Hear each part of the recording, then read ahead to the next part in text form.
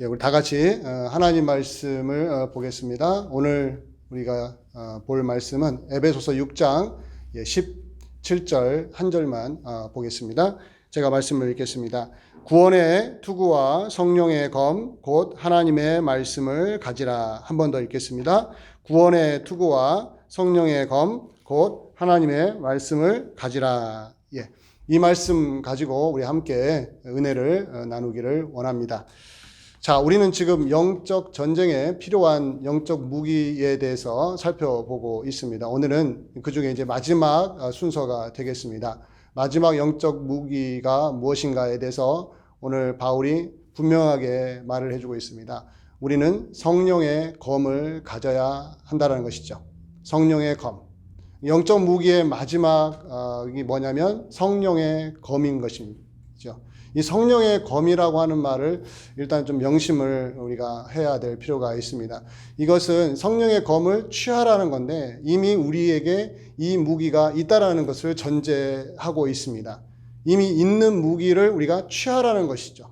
없는 것을 만들어낸다거나 또 어디에 숨겨놓고 찾으라는 것이 아니라 이미 우리 주변에 있는데 그것을 취하여서 사용하라는 뜻입니다. 성령의 검이 우리에게 이미 있다라는 것을 우리가 명심해야 합니다.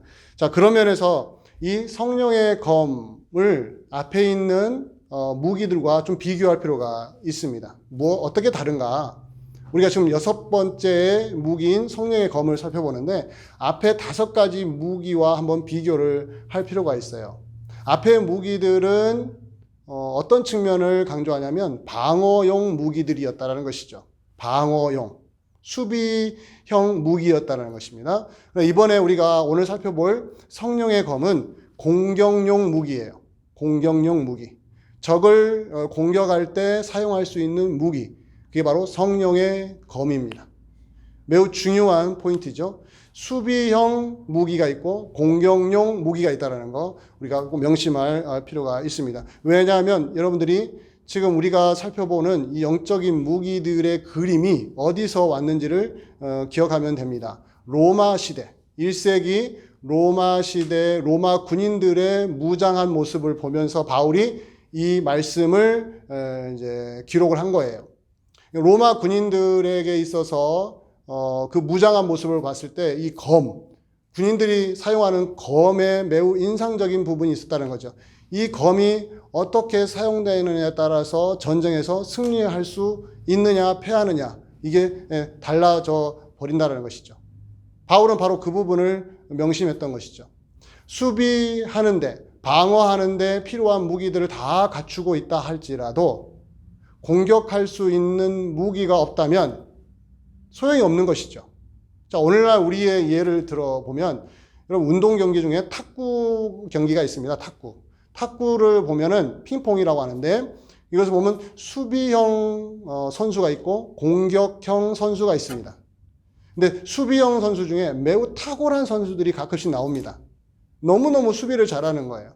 그래서 아무리 상대방이 공격을 해도 다 막아낼 정도로 대단한 선수가 있습니다. 그런데 아무리 수비를 잘해도 공격할 줄을 모르면 이기기가 어렵다라는 결론이 나온다는 것이죠. 왜 이기기가 어렵냐? 수비를 하면서 막아내는 것은 결국은 상대방 공격하는 사람이 실수할 때까지 기다리는 거예요. 근데 수비를 하더라도 완벽할 수가 없거든요. 그런 면에서 수비만 해서는 상대를 이길 수가 없는 것이죠. 탁구 경기에서 수비를 아무리 잘해도 공격을 적재적소에 할 수 있으면 이게 금상첨화라고 하죠. 그래서 정말로 세계적인 선수가 탄생하는 것을 볼 수가 있습니다.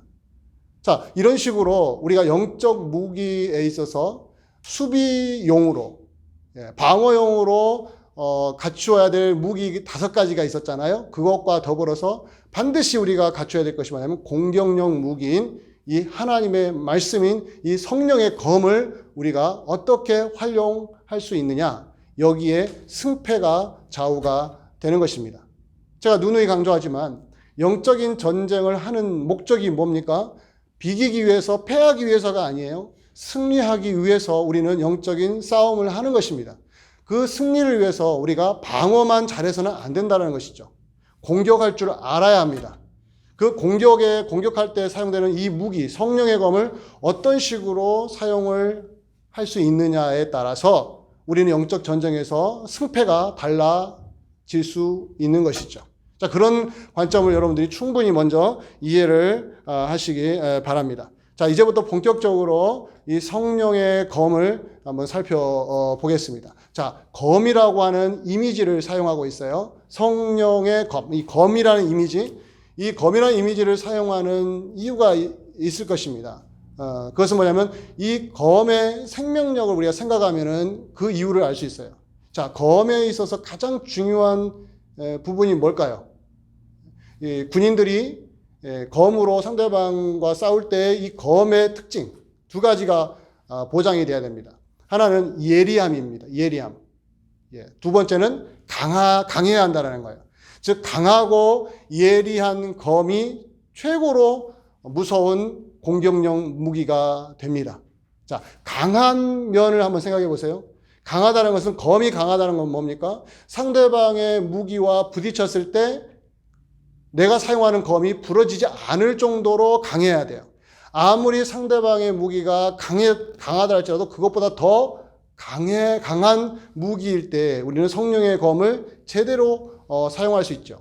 자꾸 검이 부러져 버리면 싸울 수가 없는 것처럼 성령의 검이 강하지 못하면 이건 무용지물이 되는 것이죠. 또 하나 예리함을 보십시오. 칼이 예리하다는 건 뭡니까? 상대방의 방패를 뚫을 수 있고 상대방이 입고 있는 갑옷을 뚫을 수 있는 예리함이 있어야 합니다. 그래야 상대를 무찌를 수가 있죠. 바로 바울이 성령의 검이라고 했을 때 이 검의 이미지를 가지고 온 이유는 이 두 가지를 생각하고 그렇게 한 것입니다. 강해야 하고 예리해야 한다는 것이죠. 이런 컨셉으로 이 성령의 검 이렇게 말을 한 것입니다. 자, 그렇다면 성령의 검의 실체가 무엇인가요? 이미 성경에 나와 있죠. 하나님의 말씀이라고. 자, 성령의 검 이퀄 뭐예요? 하나님의 말씀. 분명하게 말을 해놨습니다. 성령의 검을 오해하지 않게 하기 위해서 뭐예요? 하나님의 말씀이라고 구체적으로 써놨어요. 그 말은 성령의 검에 대한 오해가 얼마든지 일어날 수 있기 때문에 그렇습니다. 비근한 예로, 자, 성령의 검이 하나님 말씀이라고 했지만 많은 성도님들이 성경을 읽다가 성령의 은사들을 알게 됩니다. 성령의 은사라고 한다면 방언하고 예언하는 것들을 말하죠. 또 신유의 은사, 즉 병을 고칠 수 있는 능력, 즉 성령의 능력으로 병자를 고치는 것, 이미 성경에도 많이 나와요. 사도행전을 보면 베드로를 비롯해서 바울을 보면은 그들이 지나가는 곳마다 병자들이 성령의 능력으로 치유되는 역사가 있었습니다. 이처럼 성령이 역사하시는 곳에 방언하는 사람들이 또 예언하는 사람들이 그리고 치유의 역사가 일어나는 것들을 생각하면서 성령의 검은 그런 것이 아닌가라는 생각을 하게 되는 거예요. 바로 그 부분에서 바울은 오해를 방지하기 위해서 성령의 검은 곧 뭐라고요? 하나님의 말씀이라고 딱 규정을 했습니다. 그 말은 성령의 은사인 그 치유와 방언과 예언 같은 것, 그 내용들이 잘못됐다는 것이 아니라 그것들이 하나님의 말씀으로 통제가 되지 않으면 어느 순간 잘못 사용될 수 있다라는 거예요. 즉 성령의 검을 하나님 말씀이라고 하는 이유는 하나님의 말씀을 통해서 성령의 모든 역사들이 어떻게 이루어지는지를 우리가 제대로 파악할 수 있다라는 겁니다. 그런 면에서 우리가 성령의 검을 하나님 말씀으로 정확하게 이해할 필요가 있죠. 좀 더 뒤에 가서 디테일하게 좀 다루어 보기로 하고요. 자, 우선은 우리가 성령의 검은 뭐라고요? 하나님의 말씀이라고. 다른 쪽으로 생각하지 마시고 우선 성령의 검은 하나님의 말씀. 이렇게 여러분들 머릿속에 딱 저장해 놓고 말씀을 계속 따라오시기를 바랍니다. 자, 그렇다면 자, 검이라는 것은 강하고 예리하다고 했죠. 근데 그 성령의 검이 하나님의 말씀이라고 했지 않습니까? 그렇다면 하나님의 말씀은 검처럼 뭐 해야 한다는 거죠? 뭐가 있어야 된다는 것이죠? 강하고 예리해야 한다는 것이죠. 자, 이걸 어떻게 할 수 있습니까? 하나님의 말씀이 강하고 예리하다는 것을 우리는 어디서 확인할 수 있을까요? 예, 성경에 분명히 나옵니다. 하나 예를 들어 드릴게요. 히브리서 4장 12절에 이런 말씀이 있는데 한번 여러분들에게 제가 읽어드리겠습니다. 하나님의 말씀은 살아있고 활력이 있어 좌우의 날선 어떤 검보다도 예리하여 혼과 영과 및 관절과 골수를 찔러 쪼개기까지 하며 또 마음의 생각과 뜻을 판단하나니. 자, 여기에 매우 중요한 비유가 하나 나옵니다. 검. 어떤 검보다 예리하다. 이 문구를 여러분들이 기억하셔야 됩니다. 자, 히브리서 저자가 하나님의 말씀은 살아있고 운동력이 있다, 활력이 있다라고 말했는데 그 내용을 이렇게 비유한 거예요. 어떤 검보다 더 예리하다고. 자, 그렇다면 성령의 검이 하나님의 말씀이라고 했지 않습니까? 그 하나님의 말씀이 성령의 검이기 때문에 검처럼 강하고 예리하다고 했잖아요. 그것이 바로 히브리서에 나온 거예요. 히브리서 저자는 확신했습니다. 하나님 말씀은 세상의 어떤 검보다 더 예리하다고요. 자, 그렇다면 예리하다라고만 했지 강하다고는 하지 않았지 않느냐라고 반문할지 몰라요. 그러나 여기에는 강함이 이미 전제되어 있습니다. 강해야만 예리함이 살아나는 거예요. 예리하기만 하고 강하면 아무 의미가 없어요. 왜? 부러져 버리니까. 예, 강한 다음에 강한 것을 전제로 하고 예리할 때 이것이 아주 제대로 된 기능을 하는 것입니다. 하나님의 말씀이 어떤 검보다 예리하다는 것은 뭐가 전제되어 있다고요? 예, 강하다고요. 부러지지 않는다고요. 부러지지 않을 뿐만 아니라 그 예리함이 어떤 검보다 더해서 어떻게 작용한다고 합니까? 예, 육체를 치료하는 영역만이 아니라 마음의 생각과 뜻까지도 판단한다고 해요. 혼과 영과 골수까지도 찔러 쪼갠다고까지 표현합니다. 아주 외과 의사가 수술하는 장면을 연상하듯이 그렇게 묘사하고 있어요. 지금으로 말한다면. 저 바울이 하나님의 말씀이 성령의 검이라고 했는데 그것을 말을 했을 때 그의 머릿속에는 이게 들어가 있는 거예요. 아, 하나님의 말씀은 강하고 예리하다고요. 강하고 예리하다고요. 이 부분에서 우리가 확신이 없으면 안 됩니다. 그럼 우리가 현실에 들어가 보면 자꾸 이 부분에서 주춤거리게 됩니다. 왜냐하면 하나님 말씀이 선포되고 저처럼 이렇게 하나님 말씀을 설교하는데 실제적으로 어떻습니까? 강하고 예리합니까?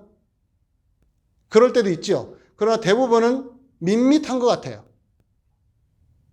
자, 하나님의 말씀이 증거가 되고 하나님 말씀이 사람들에게 들려지는데 그것이 밋밋하게 다가와요. 그런데 하나님 말씀은 그 어떤 것보다 예리하다고 그래요. 강하고 예리한데 그 말씀이 들려지는데 실제적으로 사람들 속으로 들어갈 때는 어때요? 밋밋해요. 무디어요. 이런 데서 우리는 자꾸 회의적인 생각이 들어요. 아, 하나님 말씀은 강하지 않다. 하나님 말씀은 예리하지 않다라고 이미 단정을 지어버리는 것이죠. 왜? 우리 경험상. 내 개인에게도 내가 말씀을 드릴 때마다 그 말씀이 예리하게 내게 들어오는 것이 아니라는 걸 내가 알거든요. 그러면 내게 문제가 있어야 되는데 이걸 누구에게 문제를 삼아요? 저 말씀이 힘이 없구나. 저 말씀이 하나님 말씀이라 해도 말뿐이구나. 그래서 효과가 안 나타나는구나. 그래서 그 말씀이 예리하지 않다라고 그렇게 단정을 지어버리는 거죠. 그 말씀을 듣는 우리에게 문제가 있는데 그 말씀 자체에 문제가 있는 것처럼 오도해버릴 수 있다는 거. 이걸 잘 정리하셔야 됩니다. 성령의 검인 하나님의 말씀은 강하고 예리한데 세상의 어떤 것보다 더 예리하기 때문에 그 누구든지 그 말씀을 들었을 때 얼마든지 혼과 영과 골수까지도 찔러 쪼개어져서 마음과 생각이 하나님 앞에서 다 드러나고 판단받아서 회개에 이르게 할 수 있을 만큼의 강력한 힘을 갖고 있는 게 바로 하나님의 말씀이라는 거.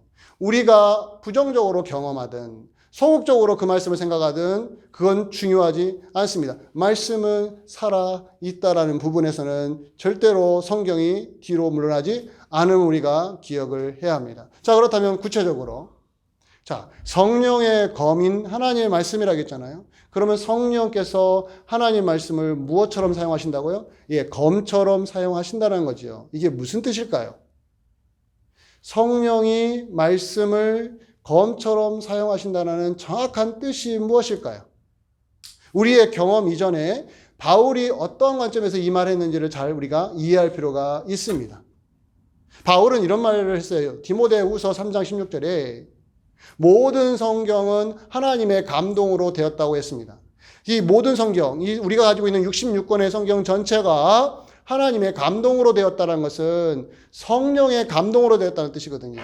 즉 성령의 영감에 의하여 오류가 없는 책이 되었다는 것이죠.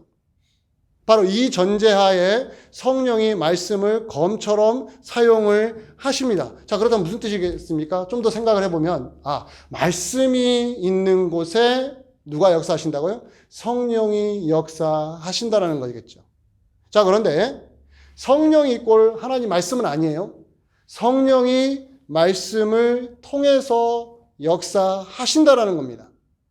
즉 성령이 하나님 말씀을 자유자재로 활용하시고 사용하신다는 뜻이에요. 이 사람에게는 이 방법으로 이 말씀을 사용하시고 저 사람에게는 또 저런 방법으로 말씀을 사용하시는 성령이 주도적으로 하나님 말씀을 사용하신다는 뜻으로 여러분들이 이해하셔야 됩니다.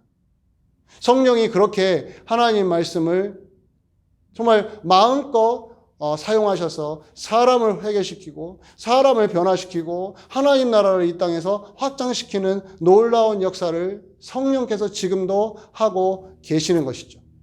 자, 이런 관점으로 바울이 사역을 했습니다. 그래서 실제적으로 그의 사역에서 여러 가지 책을 썼지만 그 책 중에 고린도 교회에 쓴 책과 데살로니가 교회에 쓴 책이 있는데 그 데살로니가에 보면 놀라운 말씀이 있습니다. 데살로니가전서 1장 6절에 보면 이런 말씀이 있어요. 제가 한번 말씀을 읽을게요. 너희는 많은 환난 가운데서 성령의 기쁨으로 말씀을 받아 우리와 주를 본받은 자가 되었다라는 말씀이 있어요. 잘 보십시오. 너희는 말씀을 받았는데 성령의 기쁨으로 받았다고 말합니다. 매우 중요한 포인트예요. 자, 바울이 데살로니가 도시에 가서 예수 그리스도를 선포했습니다. 그리고 믿는 자들이 생겼습니다. 그 믿는 자들의 공동체에 편지를 쓴 것이 데살로니가 전서였어요. 그 편지의 내용이 뭐라고 합니까? 너희가 말씀을 받았다. 내가 너희에게 하나님 말씀을 증거했을 때 그걸 받아들였다. 그런데 뭐라고 말합니까? 성령의 기쁨으로 받았다고 말합니다. 성령의 기쁨으로. 즉 말씀을 전하는 자와 받는 자가 있을 때 성령이 그 사이에서 역사하셔서 그 말씀이 실제적으로 듣는 자들 마음속에 들어가서 역사하게 하셨다라는 거죠. 그래서 성령의 기쁨으로 말씀을 받았다고 표현한 거예요. 자, 이것을 좀 더 다른 각도로 고린도 교회에 편지를 쓸 때는 이렇게 바울이 표현했어요. 고린도전서 2장 4절에 보면 이런 말씀이 있습니다. 내 말과 내 전도함이 설득력 있는 지혜의 말로 하지 아니하고 다만 성령의 나타나심과 능력으로 하여. 자, 고린도 도시에 가서 복음을 전하고 생겨난 공동체가 고린도 교회였습니다. 근데 그 고린도 교회에 편지를 쓰면서 하는 말이 내가 너희에게 말하고 전도했다라는 것은 말씀을 가르치고 설교하고 전도했다라는 뜻이거든요. 그랬을 때 내가 갖고 있는 지혜로움으로 내가 가지고 있는 설득할 수 있는 능력으로 한 것이 아니라 성령의 능력으로 성령의 나타나심으로 했다라고 확실하게 표현하고 있습니다. 이 말은 바울이 안 거예요. 자기가 전도하고 설교하고 가르치는데 성령께서 역사하셨던 것을 그가 눈으로 확인했던 거예요. 그래서 사람들이 바뀌는 거죠. 사람들이 바뀐 걸 보고 바울은 내 능력이 대단하구나. 내가 대단한 설득력이 있는 설교자구나 하고 자기를 지켜 세운 것이 아니라 이것이 바로 성령이 역사하신 증거다. 성령이 나타나셨고 성령이 능력으로 나타나시니까 사람들이 죄인들이 회개하더라. 사람의 마음이 바뀌더라. 히브리서 저자의 말처럼 뭐예요? 하나님 말씀은 살아있고 활력 있고 눈동력이 있어서 어떤 것보다 예리하여서 사람의 마음과 혼과 영까지 다 찔러 쪼개서 사람을 변화시키더라. 고린도 교회를 보니까 고린도 교회가 세워졌을 때 바울이 이것을 눈으로 확인을 한 것입니다. 자, 여러분들, 성령의 검이 하나님 말씀이라고 했어요. 근데 그 하나님 말씀이 이 세상에 어떤 검보다 더 예리하다고 했습니다. 더 강하다고 했습니다. 그것이 실제적으로 교회를 탄생시켰습니다. 고린도 교회가 생겨난 이유가 뭔가? 그 힘이 어디서 온 건가? 데살로니가 교회가 어떻게 생겨났을까? 바울의 열심이요? 바울의 능력이요? 바울은 절대로 그렇게 생각하지 않았습니다. 사람들이 오해하지 않도록 하기 위하여 내 능력이 아니고 나의 설득력 있는 말 때문이 아니고 나의 지혜 때문이 아니라 성령이 듣는 사람들의 마음속을 역사하셔서 그들을 변화시키셨다. 성령이 나타나셨고 성령의 능력이 실제적으로 사람들 속에서 역사하셨다는 것을 확고하게 바울은 마음에 새기고 있었고, 또 회심한 고린도 교회를 향하여, 또 회심한 데살로니가 교회를 향하여 성령의 기쁨으로 너희가 말씀을 받았고 성령의 나타남과 능력으로 너희가 이렇게 예수 믿는 사람이 되었음을 누누이 매우 강조하고 있음을 여러분들이 우리가 꼭 기억할 필요가 있습니다. 자, 그렇다면 원수들은 가만히 있을까요? 원수들은 이렇게 하나님의 말씀이 실제적으로 사람들 속에서 역사하는 그 모습을 보면서 원수들은 가만히 뒷짐지고 앉아 있겠습니까? 아닙니다. 공격하기 시작을 합니다. 무엇을 공격할까요? 성령이 공격하는 포인트가 뭘까요? 하나님의 말씀입니다. 말씀이 성령의 검으로서 사람들의 영혼 속에 들어가서 그들을 변화시킨다고 했잖아요. 이걸 못하게 하는 거예요. 이게 바로 원수인 사단의 전략입니다. 즉 하나님의 말씀을 무디게 만드는 거죠. 성령의 검인 그 검을 무디게 만드는 것처럼 하나님의 말씀을 무디다라는 건 뭐예요? 예리하지 않고 강하지 않게 만들어버리는 거죠. 그래서 쓸모없게 만드는 거예요.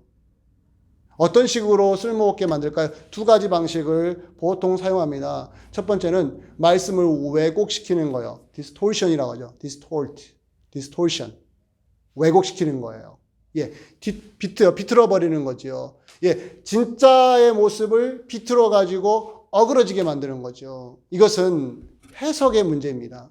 성경을 우리가 읽으면서 해석을 할 수밖에 없어요. 하나님의 말씀이 이 성경을 우리가 읽으면서 그냥 다 받아들인다? 아니에요. 우리는 해석하고 있는 거예요. 이게 무슨 뜻일까? 창세기에서 했던 말이 마태복음에 가서는 또 요한계시록 가서는 어떻게 서로 연결되는가 이걸 해석하는 작업이거든요. 이 부분에서 말씀을 왜곡시킵니다. 말씀을 있는 그대로 해석하지 못하도록 우리의 선입견을, 우리의 편견을, 우리가 살면서 경험하는 많은 이질적이고 잘못된 것들이 여기에 개입하게 하고 해석을 삐뚤어지게 해서 이 말씀을 무디어지게 만들어버리는 거예요. 하나님의 말씀 자체로는 힘이 있고 성령이 그 말씀을 사용하시고 그 말씀으로 사람들이 변화되는데 이 말씀을 비틀어버리는 거죠. 왜곡시켜버리는 거죠. 자기 마음대로 해석하게 만드는 거예요. 그래 놓고는 뭐예요? 성령이 역사하셨다고 거짓말하는 것이죠. 성령은 그런 식으로 역사하지 않으십니다.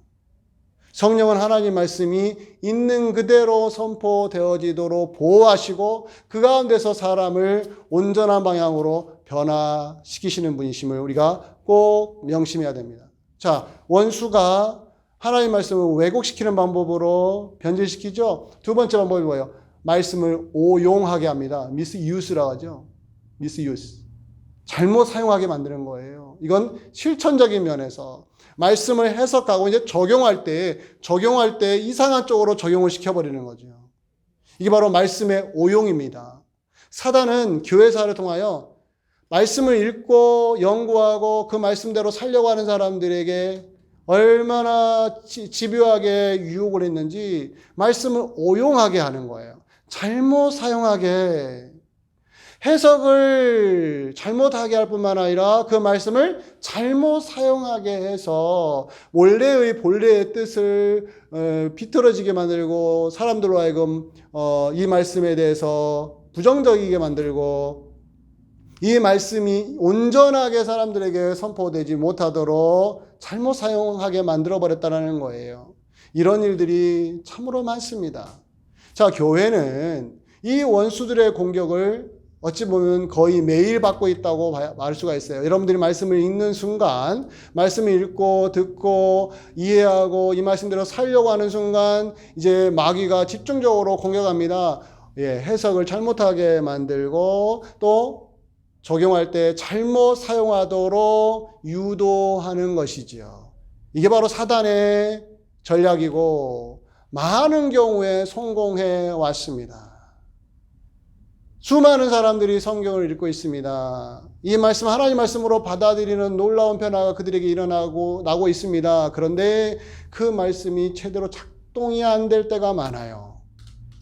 왜냐하면 말씀이 왜곡되고 오용되다 보니까 말씀이 더 이상 우리 삶에 변화를 일으키지 못하는 거죠. 그 변화란 건 무슨 변화예요? 성령이 인도하시는 변화 쪽으로, 하나님이 기뻐하시는 쪽으로 변화되지 않고 있다라는 것이죠.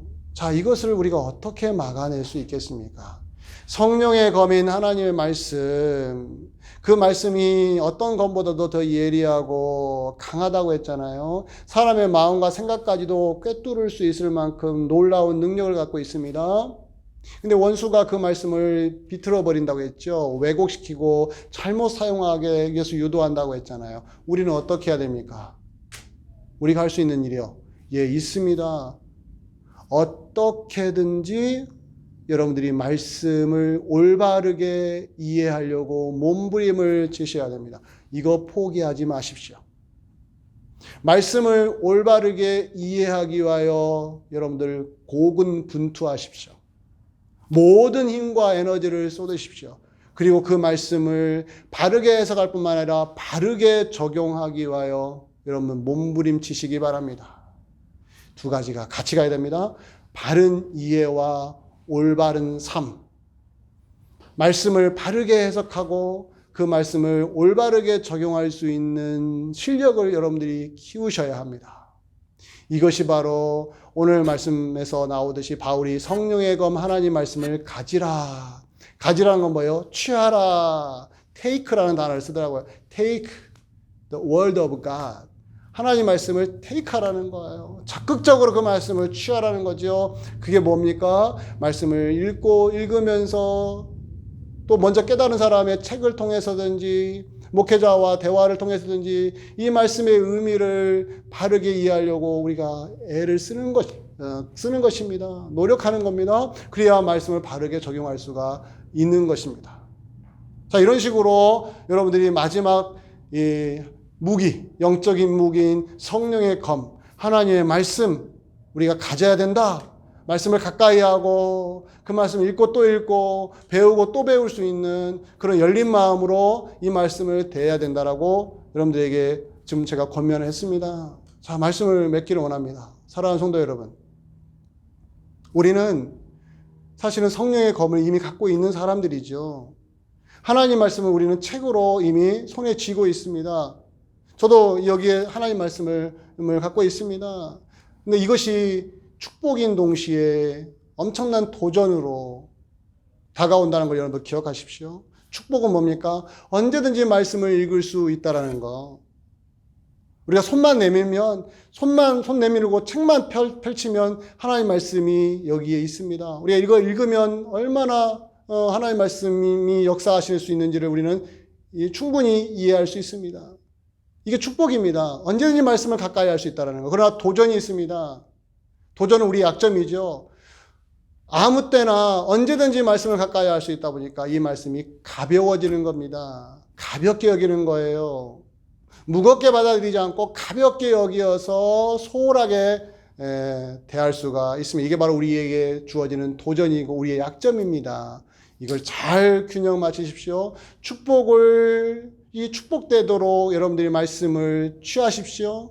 그 말씀을 영적인 무기로 사용하십시오. 그러게 하여 말씀을 제대로 이해하고 해석하고 또 그 말씀의 뜻을 알게 하여 여러분 묵상하시고 연구하십시오. 그러면서 그 말씀대로 실제 삶에서 실천하십시오. 이 균형이 맞춰졌을 때 우리는 공격용 무기인 이 성령의 검인 말씀을 취해서 가지고 있어서 사단과 싸워서 이길 수 있는 그리스도인으로 이 세상을 살아갈 수 있습니다. 이 놀라운 은혜가 우리 교회 모든 성도님들에게 넘치기를 바랍니다. 이 말씀 속에서 말씀이 역사하는 가운데 사람이 변화되고 생각이 바뀌고 영혼이 완전히 거듭나는 엄청난 놀라운 변화들이 우리 교회 안에 계속해서 일어나기를 주의 이름으로 간절히 축원드립니다. 기도할까요? 기도하겠습니다. 고마우신 아버지 하나님, 성령의 검인 하나님 말씀이 무엇인지를 들었습니다. 우리에게 있는 이 하나님 말씀 얼마나 큰 축복입니까? 이 말씀을 바르게 이해하고 사용할 수 있도록 우리에게 능력을 더하옵소서. 성령의 인도하심이 우리에게 있게 하옵소서. 그리하여 성령의 검이 하나님 말씀이 더 강하고 더 예리하게 우리의 영혼을 변화시키고 우리가 새로운 사람으로서 새로 거듭난 사람으로서 이 땅을 살아가며 부족함이 없도록 도우시고 사단의 공격을 싸워서 공격과 공격에 맞서서 우리가 이길 수 있도록 우리 하나님 도와주시옵소서. 예수 그리스도의 이름으로 기도하옵나이다. 아멘.